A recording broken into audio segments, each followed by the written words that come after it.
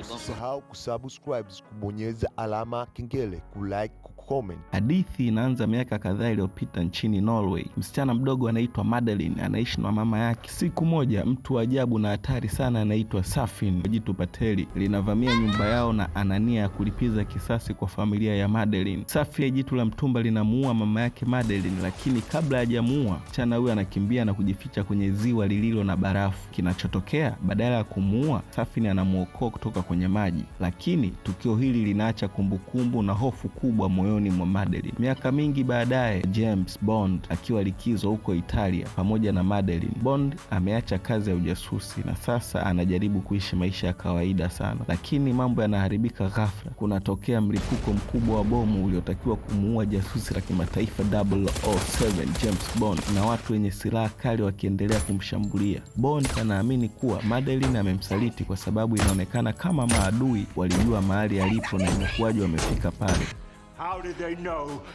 Kwa hasira na maumivu, Bond anaamua kumwacha Madeline na kuondoka. Miaka 5 inapita. Bond sasa anaishi peke yake nchini Jamaica, lakini rafiki yake wa zamani kutoka CIA, Felix Leiter, anakuja na kazi mpya akimpa na kumwambia mwanasayansi mmoja ametekwa maabara pamoja na silaha hatari inayoitwa nano hera. Hii ni teknolojia ya kutisha sana, inaweza kuua mtu kwa kutumia DNA yake. Ina maana inaweza kulenga mtu mmoja au familia yake yote. Katika misheni hiyo, Bond anakutana na wakala mpya wa M16 anaitwa Nomi. Nomi sasa ndiye anayetumia namba ya 007. Wakati huo tunaona kuwa mtu aliyesababisha matatizo yote ni Safin, yule aliyemuua mama wa Madeline ile wakati wa mwanzo. Safin sasa ana mpango mkubwa sana wa kutumia silaha ya nano hera kuua mamilioni ya watu na kufanikisha azma yake. Bond anagundua kuwa Madeline ana siri kubwa. Baadaye tunagundua kuwa Madeline ana mtoto mdogo wa kike anaitwa Matilda, na mtoto huyo ni mtoto wa James Bond. Hii sasa inabadilisha kila kitu, ikiwa Bond ana sababu mpya ya kupigana katika janga hilo, sio tu kuokoa dunia bali ni kulinda pia familia yake. Safin anamteka Madeline na Matilda